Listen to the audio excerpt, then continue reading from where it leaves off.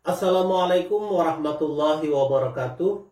Alhamdulillah, puji dan syukur kehadirat Allah Subhanahu wa Ta'ala, karena atas kudrat, iradah, taufik dan hidayah serta nikmat kesehatan yang Allah berikan kepada kita, sehingga sampai saat ini kita terlindung dari wabah COVID-19, yang mana wabah ini telah melanda seluruh penjuru dunia, sehingga sampai saat ini pun kita tidak dapat melaksanakan proses pembelajaran secara langsung bertatap muka di ruang kelas. Oleh karena itu, Bapak hanya bisa menyampaikan materi pelajaran melalui media online ini. Semoga apa yang Bapak sampaikan bisa kalian cerna dengan baik, kalian amalkan dalam kehidupan sehari-hari. Anak-anakku, siswa-siswi SMP Negeri 8 Palangkaraya, pada hari ini Bapak akan membahas materi kita bab tentang kiamat. Sebelum Bapak membahas materi ini, terlebih dahulu Bapak sampaikan tujuan pembelajaran kita, yakni yang pertama, siswa dapat mengimani hari akhir, menjelaskan kehidupan dunia hanya sementara, serta menjelaskan fungsinya. Kemudian yang kedua, siswa dapat membaca dan mengartikan dalil nakli dan akli tentang hari akhir dan adanya pembalasan amal baik dan buruk manusia.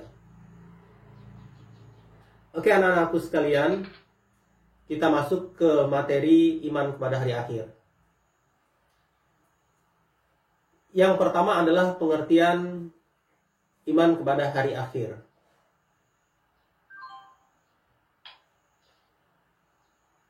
Iman kepada hari akhir artinya percaya dan yakin bahwa dunia ini hanya sementara. Percaya dan yakin bahwa kehidupan di dunia ini tidak kekal abadi. Percaya dan yakin bahwa alam semesta ini beserta isi-isinya akan hancur. Jadi itu adalah pengertian iman kepada hari akhir. Di dalam rukun iman kepada hari akhir ini termasuk rukun iman yang kelima. Hari akhir juga dikenal dengan istilah Yaumul Qiyamah atau disebut dengan kiamat.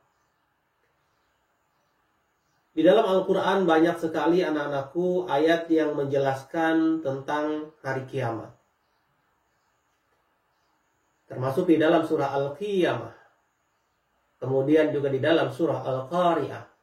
Dan ayat-ayat yang lainnya. Sebagai contoh di dalam surah Al-Qari'ah, Allah Subhanahu wa Ta'ala berfirman, A'udzubillahi minasyaitonirrajim. Bismillahirrahmanirrahim. Al-Qari'ah. Hari kiamat, mal qari'ah. Apakah hari kiamat itu? Wa ma adraka mal qari'ah. Dan tahukah kamu apakah hari kiamat itu? Yauma yakunun nasu kal farasil mabsus. Pada hari itu manusia seperti anai-anai atau laron yang berterbangan. Wa takunul jibalu kal ihnil manfus. Dan gunung-gunung seperti bulu yang dihambur-hamburkan. Fa'amma man sakulat mawazinu, maka adapun orang yang berat timbangan kebaikannya, fahuwa fi 'aisyatir radiyah, maka dia berada dalam kehidupan yang menyenangkan. Wa amma man khaffat mawazinu, dan adapun orang yang ringan timbangan kebaikannya, fahuwa fi fa ummuhu hawiyah, maka tempat kembalinya adalah neraka hawiyah. Ini adalah salah satu ayat Al-Quran yang membicarakan tentang hari kiamat. Sehingga para ulama membagi kiamat ini menjadi dua bagian. Yang pertama, kiamat kubro, yakni kiamat besar. Yang kedua adalah kiamat sugro, yakni kiamat kecil. Apa itu kiamat kubro? kiamat kubra, yakni hancurnya alam semesta ini beserta isi-isinya sehingga tidak ada satupun yang tertinggal. Maka ini dikatakan sebagai kiamat kubra. Kalau tahun 2012 siswa-siswi pernah menyaksikan film yang sempat viral, yakni Kiamat 2012, di sana digambarkan betapa alam semesta ini hancur. Meteor-meteor jatuh ke bumi. Bumi terbelah. Kemudian terjadi tsunami besar. Akan tetapi di dalam cerita tersebut, di akhirnya masih ada beberapa orang yang selamat. Maka sedahsyat apapun kejadian tersebut, karena masih ada yang selamat, maka dia tidak bisa dikatakan sebagai kiamat kubra. Karena kalau kiamat kubra itu hancurnya alam semesta ini beserta isi-isinya, bahkan para malaikat pun akan ikut musnah. Kemudian kiamat kubra, kenapa dikatakan kiamat kecil? Karena musnahnya hanya pada seorang atau sebagian saja. Sebagai contoh, kiamat sugra, banjir, tsunami di Aceh, kemudian gempa bumi, gunung meletus, bahkan yang saat ini melanda di seluruh negara di dunia ini, yakni wabah COVID-19. Banyaknya saudara-saudara kita, keluarga kita, sahabat kita yang telah meninggal dunia. Maka ini termasuk contoh kiamat sugra. Kenapa dikatakan kiamat sugra? Karena musnahnya tidak semua orang. Walaupun jumlah korban meninggal dunia akibat COVID-19 ini sangat banyak sekali, tapi dia tidak memusnahkan seluruh apa yang ada di langit bumi beserta isi-isinya. Kematian ini merupakan contoh kiamat sugra. Kullu nafsin za'iqatul maut. Setiap yang bernyawa pasti akan merasakan mati. Oke, anak-anakku yang Bapak cintai, ketika kita berbicara masalah kiamat ini, maka di dalam surah Al-Hajj ayat 7 Allah Subhanahu wa taala berfirman, "Wa anna as-sa'ata atiyatun la raiba fiha wa anna Allah yab'atsu man fil qubur." Sesungguhnya hari kiamat itu pastilah datang, tidak ada keraguan padanya, dan bahwasanya Allah membangkitkan semua orang di dalam kubur. Quran surah Al-Hajj ayat 7. Ketika kita berbicara tentang kematian, kematian ini merupakan contoh kiamat sugra. Maka manusia akan berada di alam yang namanya alam barzah. Apa itu alam barzah? Alam barzah ini adalah alam penantian. Mulai dari zaman Nabi Adam sampai dengan manusia di akhir zaman yang telah meninggal dunia. Sehingga orang-orang yang sudah wafat semenjak Nabi Adam hingga akhir zaman, sebelum terjadinya kiamat, maka mereka menanti di alam yang namanya alam barzah. Mereka menanti akan datangnya hari kiamat kubra. Karena sebelum terjadinya kiamat kubra, maka orang-orang yang wafat terdahulu, mereka akan tetap berada di alam barzah. Kemudian ketika terjadi kiamat kubra, maka manusia akan memasuki alam selanjutnya, yakni yaumul ba'ts. Para ulama, para ustadz seringkali menyampaikan kepada kita semua bahwa ketika terjadi hari kiamat, malaikat Israfil diperintahkan oleh Allah Subhanahu wa Ta'ala meniupkan trompet sebanyak 3 kali. Trompet yang pertama ada peringatan bahwa dunia ini beserta isinya akan hancur.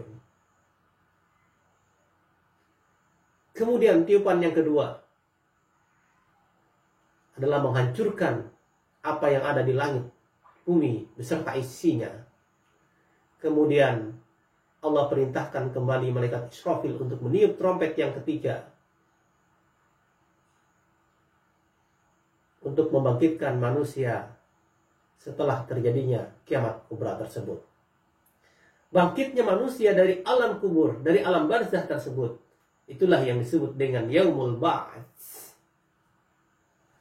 Lalu setelah terjadi yaumul ba'ats, maka manusia akan dikumpulkan di sebuah padang yang sangat luas yang namanya padang mahsyar.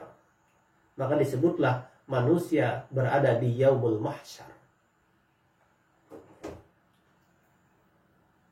Apa yang akan dilakukan oleh manusia ketika mereka berada di padang mahsyar? Maka di sini manusia akan mempertanggungjawabkan setiap amal perbuatan yang pernah ia lakukan ketika ia masih berada di dunia. Yakni Allah akan menimbang dan menghitung setiap apa yang pernah kita lakukan. Sehingga disebutlah yaumul mizan, yakni pertimbangan amal kebaikan dan amal keburukan manusia. Setelah ditimbang, kemudian hisab, yang disebut dengan yaumul hisab. Sebagaimana di dalam Al-Quran, Allah Subhanahu wa Ta'ala berfirman,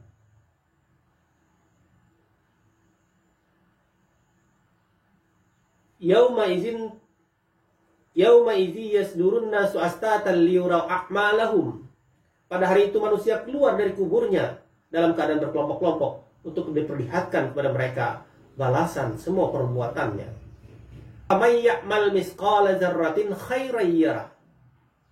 Maka barang siapa yang mengerjakan kebaikan seberat zarah, niscaya dia akan melihat balasannya. Wa may ya'mal misqala dzarratin syarran yarah. Begitu juga sebaliknya. Barang siapa yang mengerjakan kejahatan seberat zarah pun, niscaya ia akan melihat balasannya.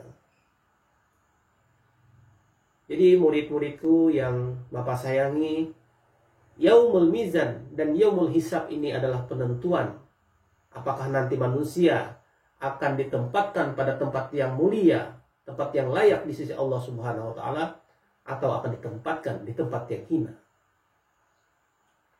Ketika amal kebaikan manusia dihisab dan dihitung lebih banyak, lebih besar, lebih berat dibandingkan amal buruknya, maka manusia dipastikan akan Allah tempatkan di tempat yang paling mulia, yakni surganya Allah Subhanahu wa Ta'ala. Tetapi justru sebaliknya, ketika manusia banyak, berat amal keburukannya, maka ia akan Allah tempatkan di tempat yang paling hina, yakni di neraka. Auzubillah min dzalik. Oleh karena itu, anak-anakku, ketika kita percaya dan yakin bahwa hari kiamat ini benar-benar akan terjadi, maka alangkah baiknya setiap hari kita selalu melakukan introspeksi diri untuk senantiasa bertaubat, memohon ampunan kepada Allah Subhanahu wa Ta'ala, berhati-hati dalam bertindak dan bertingkah laku, menghilangkan sifat sombong, ria, angkuh yang ada pada diri kita. Karena kita di dunia ini hidup hanya bersifat sementara. Tidak perlu ada yang perlu kita sombongkan. Harta yang kita miliki akan kita tinggalkan. Kecerdasan yang kita miliki akan kita tinggalkan. Rumah, mobil, sepeda motor, keluarga-keluarga kita, teman-teman kita, semuanya akan kita tinggalkan. Jadi untuk itu, agar kita senantiasa selalu berhati-hati dan berusaha semaksimal mungkin untuk melaksanakan apa yang telah diperintahkan oleh Allah Subhanahu wa Ta'ala, untuk mengamalkan ajaran-ajaran agama sebagai jalan hidup kita untuk menuju kesuksesan baik di dunia maupun di akhirat. Oke anak-anakku sekalian, demikian materi kita yang dapat Bapak sampaikan. Kalau ada pertanyaan silahkan dipertanyakan baik melalui WhatsApp ataupun melalui kolom komentar yang ada di channel YouTube Bapak ini.